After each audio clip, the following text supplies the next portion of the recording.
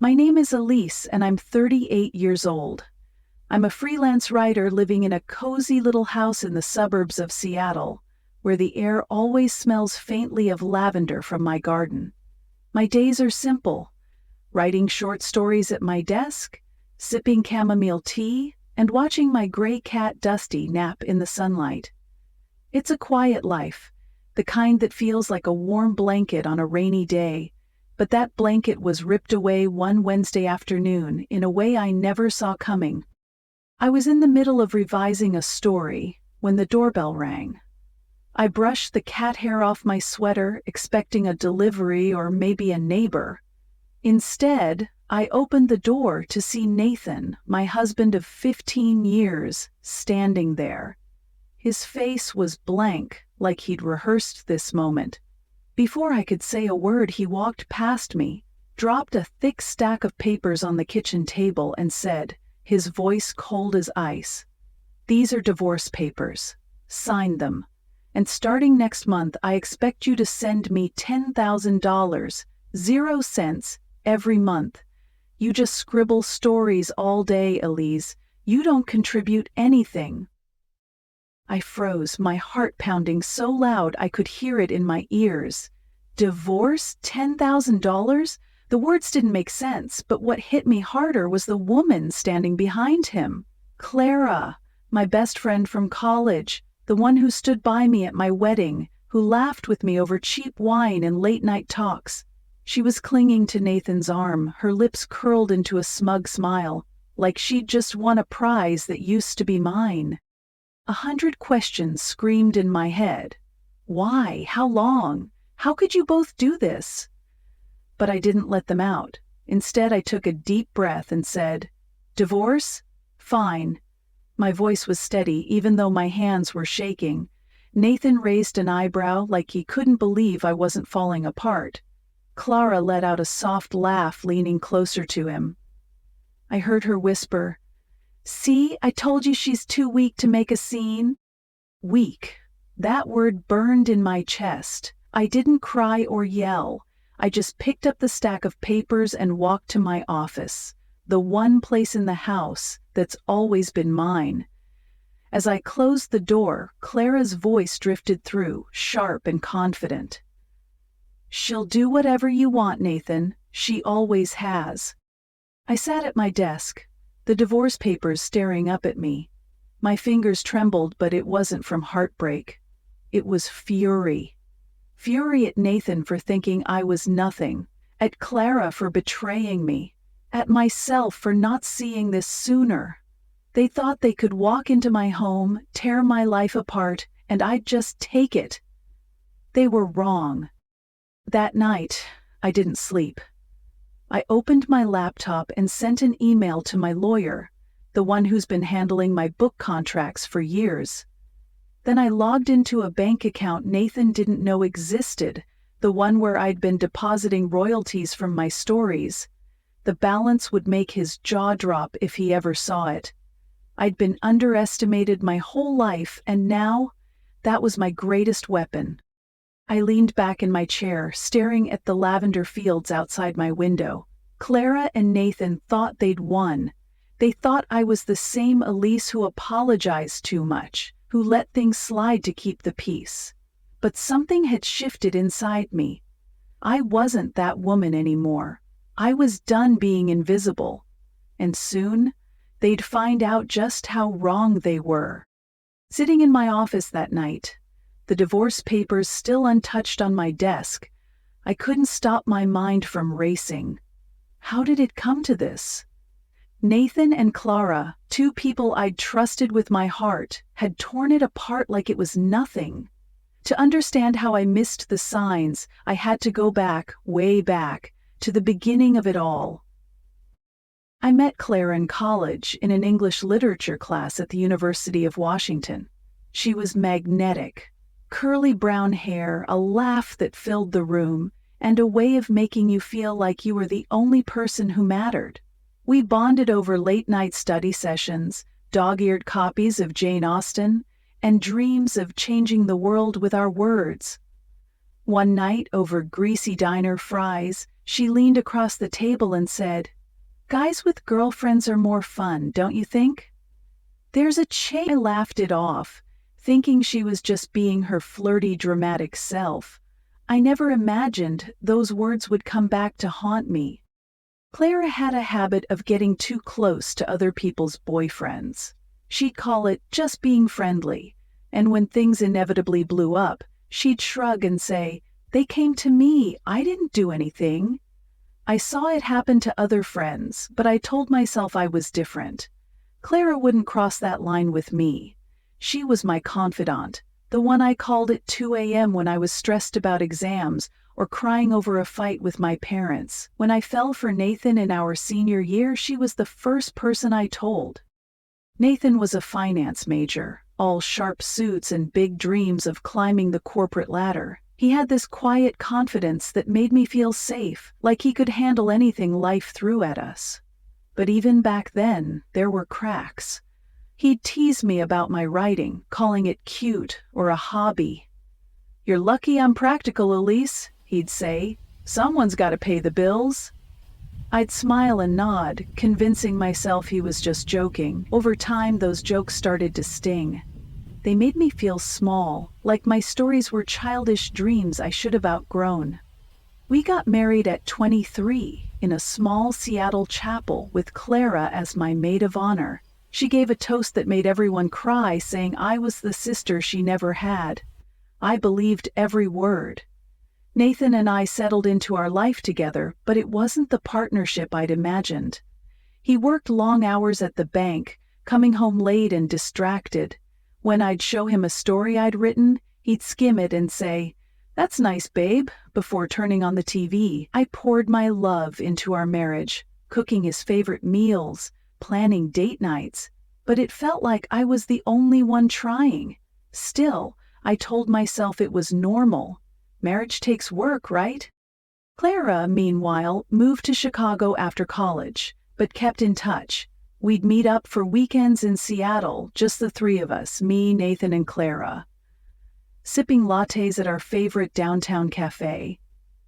Those moments felt like a bubble, a place where life's stresses didn't exist. When Clara got engaged to David, a soft-spoken software engineer, I was thrilled for her. David was different from the flashy guys she used to date. He listened when she talked, remembered her coffee order, and looked at her like she was his whole world. I designed their wedding invitations, and at the reception, Clara hugged me so tight I could barely breathe. "You and David are my forever people," she said. I thought she meant it. A few years later, Clara and David adopted a little girl named Sophie. Clara had always wanted to be a mom, but couldn't have kids of her own, so when they brought Sophie home, it felt like a miracle. I flew to Chicago to meet her, a tiny bundle with big brown eyes and a giggle that melted my heart. Clara was glowing, and for a while I thought she'd finally found her purpose. But then, things started to shift. Clara began calling me more often, complaining about David. "He's too quiet," she'd say. "He doesn't get me anymore." I'd listen, suggest they talk it out, but her calls grew longer, her tone sharper. Around the same time, Nathan started acting strange. He'd leave the house without telling me where he was going, stay out late, and hide his phone when I walked by. One morning I glanced at his screen and saw a text, "Miss you." My stomach dropped, but I didn't say anything. I was scared of the truth, scared it would confirm what I'd been ignoring for months. It started small, Nathan offering to help Clara with Sophie. He'd drive to their place to fix a leaky faucet or take Sophie to the park when David was at work. I thought it was sweet at first. Clara was my best friend and Sophie was like family, but then it got excessive. Nathan would miss dinner to help Clara with errands. He'd cancel our plans to take Sophie to dance recitals. Once he even forgot my birthday because he was busy with Sophie's school project. I tried to talk to him about it. "She's not our kid, Nathan," I said. "David's her dad," he snapped back. "You're so selfish, Elise. Clara's struggling and all you do is sit in your office writing. You wouldn't understand." That hurt. I wasn't just writing, I was pouring my soul into stories, building worlds that made people feel something. But Nathan's words made me doubt myself. Maybe I was selfish. Maybe I wasn't enough. Sophie used to love me. She'd run to me at Clara's house, begging me to read her bedtime stories. She called me Auntie Elise and drew pictures for my office wall. But over time, she grew distant. Her hugs got shorter, her smiles rarer. Once, when I texted to check in, she replied, "Busy with school." I knew Clara was behind it. She'd always been good at planting seeds, twisting stories to get what she wanted. I'd hear her on the phone with Nathan, her voice sugary sweet, saying things like, "You're so good with Sophie. She needs you." I wanted to believe it was innocent, but deep down, I knew it wasn't. The final straw came one evening when I found Nathan's notebook on the couch. Inside he'd written, "Sophie's checkup, 2 p.m. by Clara Flowers." Flowers? For Clara? I confronted him, my voice shaking. "What's going on, Nathan?" He didn't even blink. "She's stressed, Elise. I'm just being a friend. Why do you always overreact?"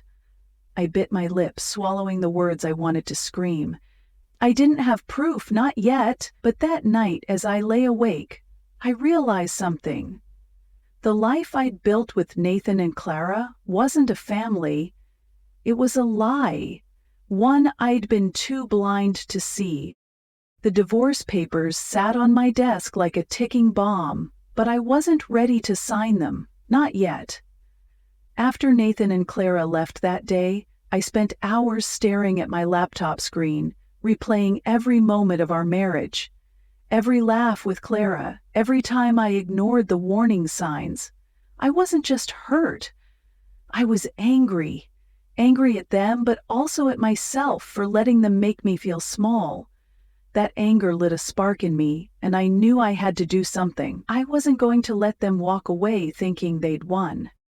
A few days later, the doorbell rang again. I opened it to find David, Clara's husband, standing there. His eyes were tired with dark circles that hadn't been there the last time I saw him.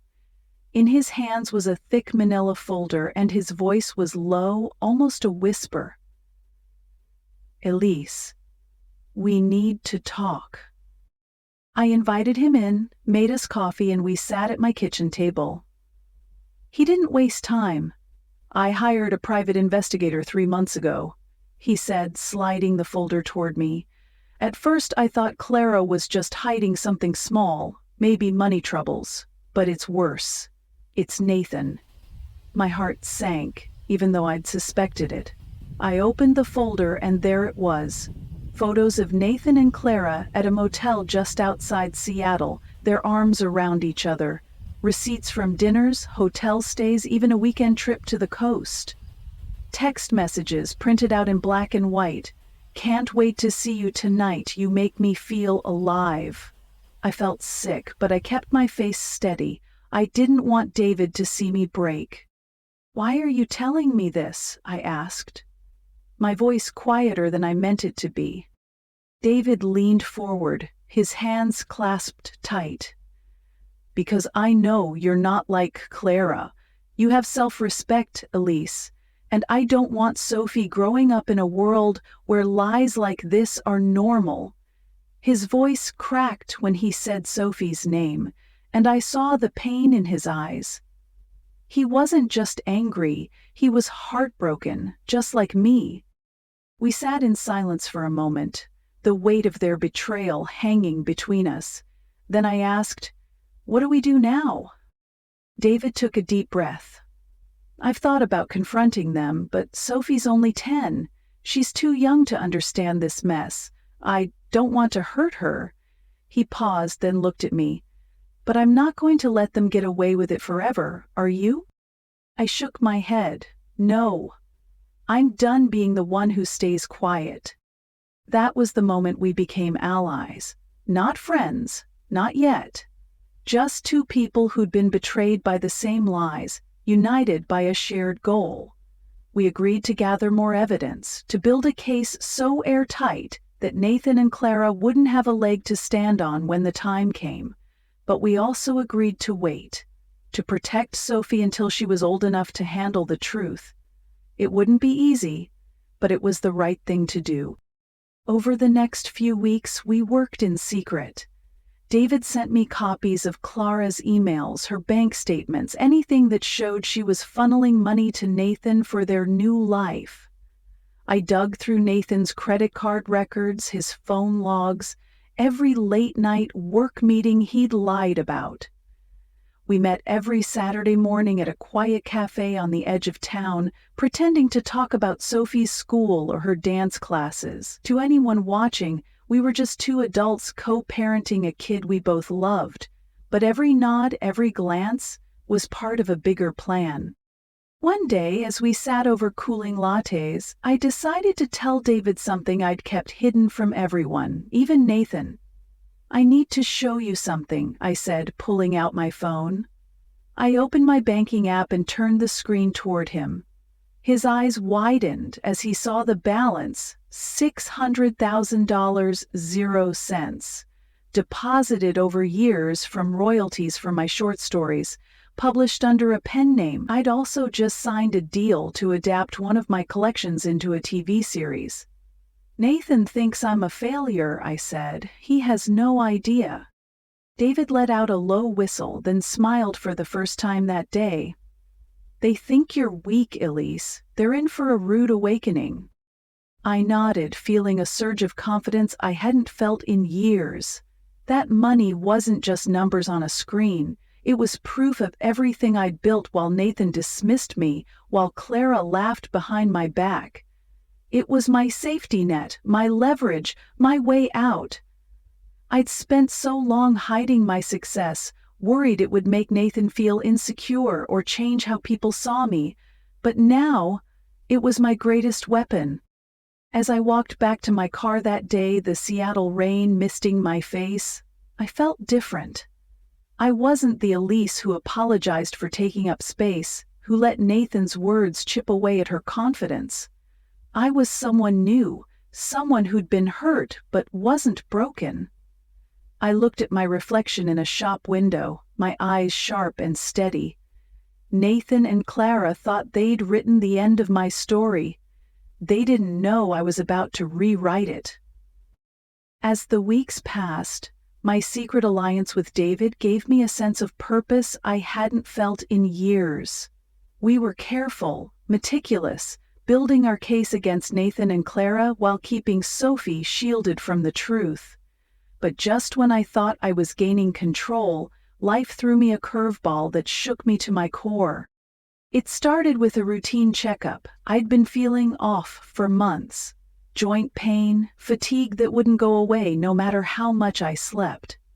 I chalked it up to stress, but when the doctor called me back for more tests, her voice was too serious. A week later, I sat in her office, clutching my purse as she delivered the news. I had rheumatoid arthritis. It wasn't life-threatening, but it would require long-term treatment, medication, and rest. If I didn't take care of myself, it could get worse. I nodded, trying to process her words, but all I could think about was how small I felt, sitting alone in that sterile room, under flickering fluorescent lights. I left the clinic and stood outside, the Seattle drizzle soaking my hair. For the first time in a long time, I wanted to cry. Not because of Nathan or Clara, but because I was tired. Tired of carrying everything, of being the strong one. I'd spent years holding it together, and now my own body was betraying me. But I didn't let the tears fall. I took a deep breath, got in my car, and drove home. I had work to do. I didn't tell anyone about the diagnosis at first, not even David. But a few days later, as I sat in my office, my fingers aching too much to type, I decided to call Nathan. Not because I needed him, but because I wanted to know if there was any shred of the man I'd married left inside him. He answered on the fourth ring, his voice clipped. "Yeah, what's up?" I hesitated, then said, "I'm going to be in treatment for a while. It's a health issue." There was a long pause, and I could hear Clara's voice in the background, laughing about something. "I'm swamped with work," Nathan finally said. "Maybe I'll stop by if I get a chance." That was it. No questions, no concern, just a vague promise he clearly had no intention of keeping. A week later, I was in the hospital, hooked up to an IV, starting my first round of treatment. Nathan showed up once, unannounced, carrying a bag of sandwiches. Peanut butter, the one thing I'm allergic to. He dropped them on the table and glanced around the room, his eyes landing on my laptop, where I was editing a story. "You're still messing with that writing stuff?" he said, smirking. "With your condition, maybe it's time to give it a rest." I didn't respond. I just looked at him, my fingers tightening around the pen in my hand. He stood there for a few awkward minutes, then muttered something about Clara waiting in the car and left. As the door clicked shut, I felt a strange relief. His indifference didn't hurt anymore. It just confirmed what I already knew. Nathan wasn't my husband. He was a stranger who'd never really seen me. I kept writing, even in the hospital. It wasn't about money, though the royalties were piling up in my secret account. It was about proving to myself that I was still here, still Elise, no matter what my body or Nathan threw at me. One day, I got an email from my agent. A major streaming service wanted to adapt my short story collection into a TV series. The contract was worth more than I'd ever imagined. I signed it from my hospital bed, a quiet smile on my face. When Nathan visited again, I left the email open on my laptop just to see his reaction. His eyes widened, but he quickly covered it with a scoff. "Lucky break," he said. "Don't let it go to your head." I just smiled. "Sure, Nathan." The hardest part wasn't Nathan's cruelty or the pain in my joints. It was Sophie. She'd been my little shadow for years, always begging for stories, drawing me pictures of cats to hang in my office. But Clara had gotten to her. Sophie stopped answering my texts, and when she did, it was one-word replies. "Busy." "Fine." I knew Clara was filling her head with lies, painting me as someone who didn't care. It broke my heart, but I couldn't force my way back into her life. All I could do was keep writing, keep hoping she'd remember the Auntie Elise who loved her. David was the one bright spot in those dark days. He'd visit every week, bringing me books or a slice of lemon cake from my favorite bakery. He didn't talk much, but he'd sit by my bed, telling me about Sophie's latest dance recital or a funny thing she said at school. His presence was steady, like an anchor in a storm. One day, as he handed me a paperback, he said, "You're stronger than you know, Elise. Don't forget that." I looked at him, his kind eyes meeting mine, and for a moment, I believed him. I wasn't just fighting for myself anymore. I was fighting for the life I deserved, for the people who actually saw me, like David, like Sophie. I didn't know how long it would take, but I knew I wouldn't stop. Not now, not ever. As I lay in that hospital bed, my laptop glowing with the latest draft of my story, I made a promise to myself. I'd get through this, through the pain, the betrayal, the uncertainty. I'd come out stronger, not because I had to, but because I wanted to. Nathan and Clara thought they'd broken me. They had no idea I was just getting started. The hospital became my temporary home, but it didn't break me. If anything, it sharpened my resolve. Between treatments, I kept writing, kept planning with David, kept building the case that would one day turn Nathan and Clara's world upside down. I was ready to fight, but I wasn't prepared for how fast everything would come crashing down. One morning, my phone lit up with 15 missed calls from Nathan. I'd been in physical therapy, so I hadn't heard it ring. Curious but wary, I called him back. He picked up on the first ring, his voice a mix of panic and rage. "Elise, what the hell are you doing? There's a foreclosure sign in front of our house. Clara and I have 3 days to get out. That's our home." I leaned back in my hospital bed, a quiet laugh escaping my lips. "No, Nathan, that house is mine. I bought it before we got married. I paid the down payment, the mortgage, the property taxes, every cent. You didn't contribute a dime." He shouted, his voice shaking. "I'm your husband. You can't just do this without talking to me." I shifted the IV line in my arm, keeping my tone calm. "We're separated, Nathan. The divorce is in process. And from the moment you walked into my house with Clara like it was nothing, you stopped being someone whose opinion matters to me." I heard a crash in the background, then Clara's voice, shrill and desperate. "She can't do this. We're a family." I put the call on speaker, letting her words echo in the sterile room. "A family?" I said. "A family built on lies is just a fantasy, Clara. I'm just bringing you both back to reality." Nathan's tone shifted, pleading now. "Fine, but you still owe me $10,000, 0 cents a month. You agreed to support me." I scoffed. "I never agreed to that. And if you still have our prenup, check clause 14.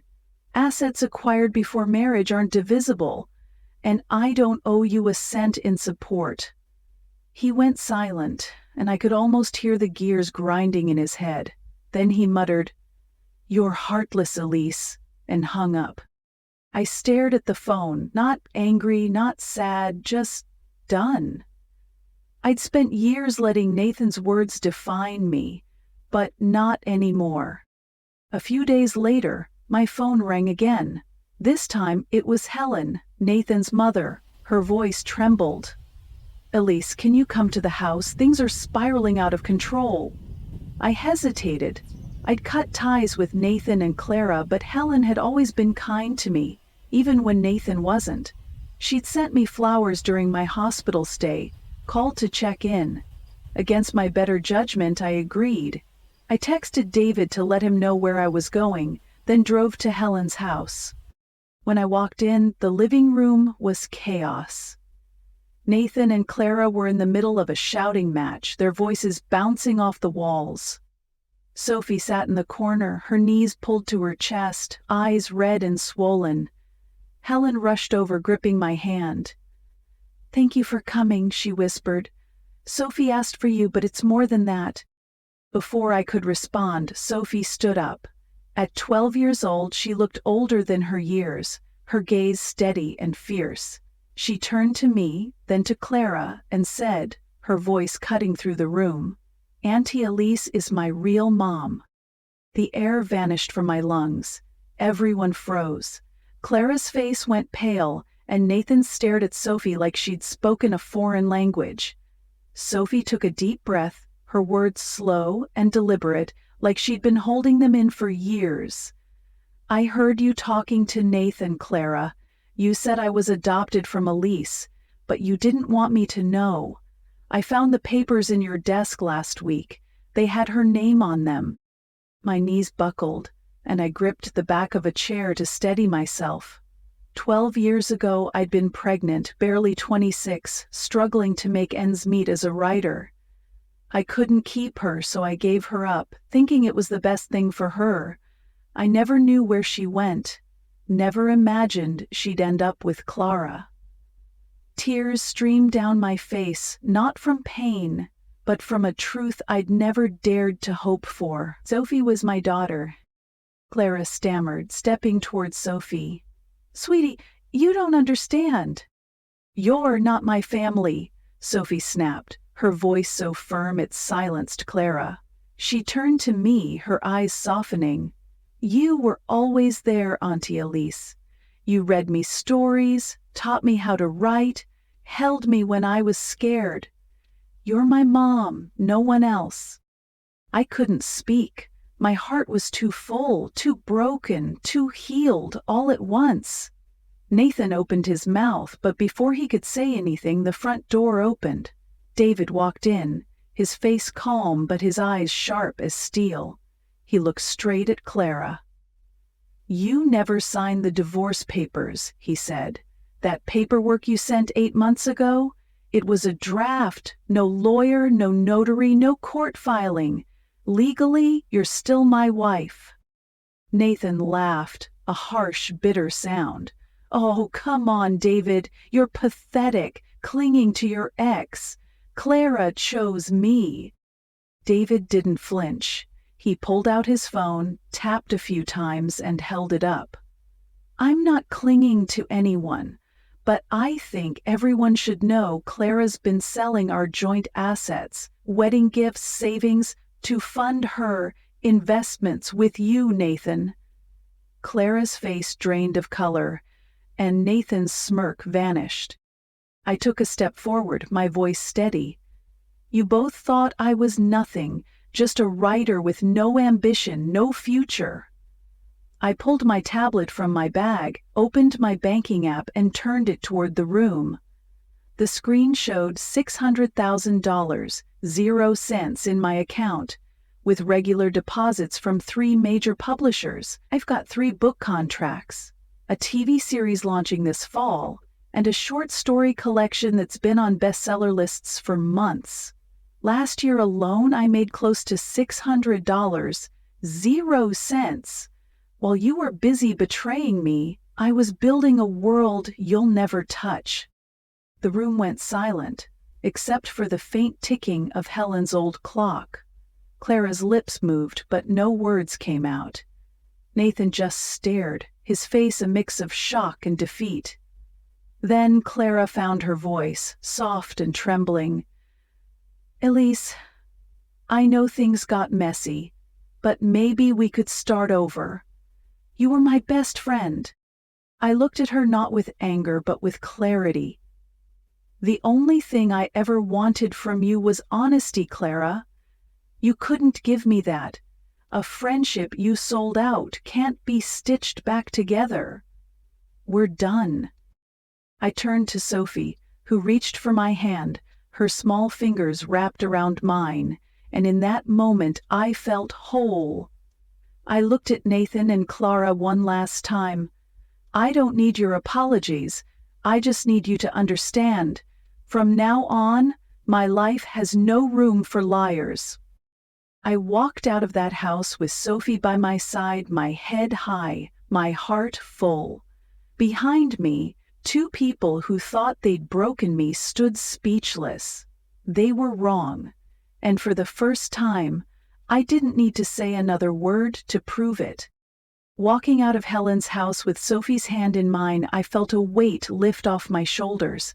For the first time in years, I wasn't carrying the burden of Nathan's lies or Clara's betrayal. I was free. Not just from them, but from the version of myself who'd let them dim her light. The road ahead wasn't easy, but it was mine to walk, and I wasn't alone. In the weeks that followed, Nathan and Clara's world unraveled. Nathan's father, who owned the bank where he worked, fired him after the scandal spread through our small town. He ended up taking a job at a warehouse, working night shifts in a dusty loading dock, a far cry from the corner office he'd bragged about. Clara, stripped of her charm and credibility, moved into a rundown apartment on the edge of Seattle. She juggled shifts as a waitress and a delivery driver, her days of glamorous social media posts long gone. The court moved quickly after David submitted his evidence, granting me full guardianship of Sophie. Clara lost all visitation rights unless I approved, which I had no intention of doing. Sophie became my everything.